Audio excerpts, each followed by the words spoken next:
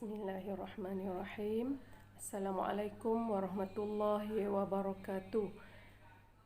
Baik, apa khabar semua anak-anak didik cikgu?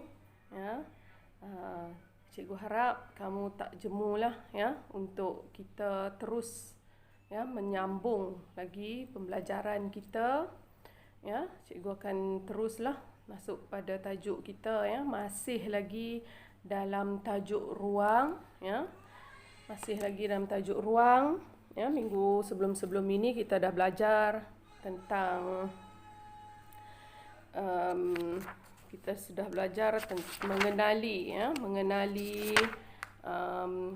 sudut, mengenali garis ya, garis lari, garis renjang. Pada minggu ini kita akan belajar ya tentang perimeter. Baik. Apa itu perimeter? Ya.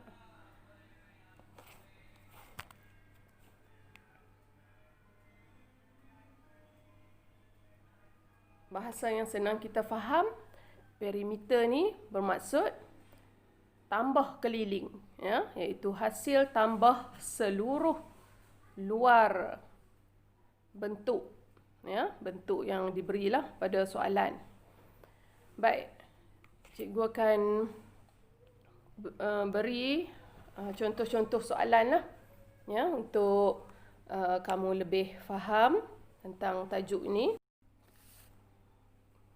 Baik ya, kita pergi kepada contoh soalan. Rajah ya menunjukkan sebuah segi empat sama ya, yang mempunyai sisi ya, panjang sisinya adalah 5 mm ya. Segi empat sama, mempunyai sisi yang sama panjang. Jadi di sini semua sisinya adalah 5 mm. Jadi kita akan tambah keempat-empat sisi tu ya, keliling semua tu. Jadi hasil tambah akan menjadi 20 mm. Baik, kita terus lagi kepada contoh ya, yang kedua, iaitu rajah segi empat tepat ya. Segi empat tepat seperti yang kita tahu ya, sisinya tak sama. Jadi ada 6 cm dan 10 cm. Baik ya, kita akan tambahlah ya. Tambah keliling iaitu 6 cm tambah 10 cm tambah 6 cm dan 10 cm, hasilnya 32 cm. Baik. Dan kita terus kepada contoh yang ketiga, iaitu segi 4, segi 3, segi. Baik ya, kita sambung kepada contoh yang ketiga. Baik ya, kita akan sambung kepada contoh yang ketiga, iaitu bentuk segitiga sama sisi ya.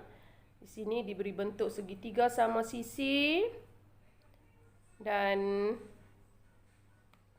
kita akan tambahlah ya, segitiga dia akan ada 3 sisi. Kita akan tambah 4 cm tambah 4 cm dan 4 cm.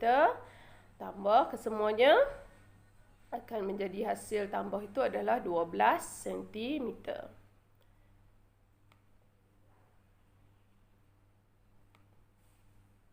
Baik, cikgu beri contoh kepada kamu 3 contoh di situ.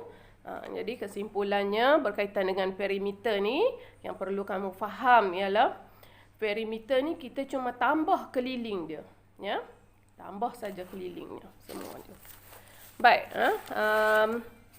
pada minggu ini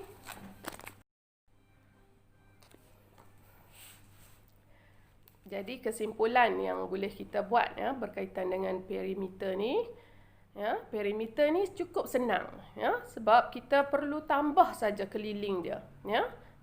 Tambah semua keliling Dan kita kira lah, ya, ikut soalan yang diberi, ya. Baik.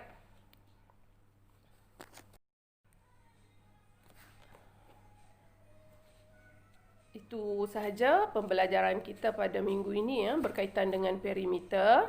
Jadi cikgu akan beri soalan, ya, untuk kamu cuba jawab, ya, soalan latihan. Pada minggu ini cikgu akan beri dalam buku ni. Buku Rambaian Topikal Matematik, ya. Semua murid ada pada kamu buku ini. Dan cikgu nak kamu jawab pada muka surat 48. Ini berkaitan dengan perimeter, ya.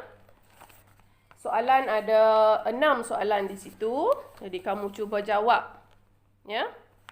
Cuba jawab dan nanti cikgu akan tunjuk, ya, contoh pengiraan untuk soalan ini supaya kita dapat bincang lah, ya, untuk kamu semak semula jawapan yang kamu buat tu, ya. Jadi untuk hari ini cikgu minta kamu jawab dulu, ya, untuk latihan pada muka surat 48 ni. Okey, selamat menjawab. Assalamualaikum warahmatullahi wabarakatuh. Jumpa lagi.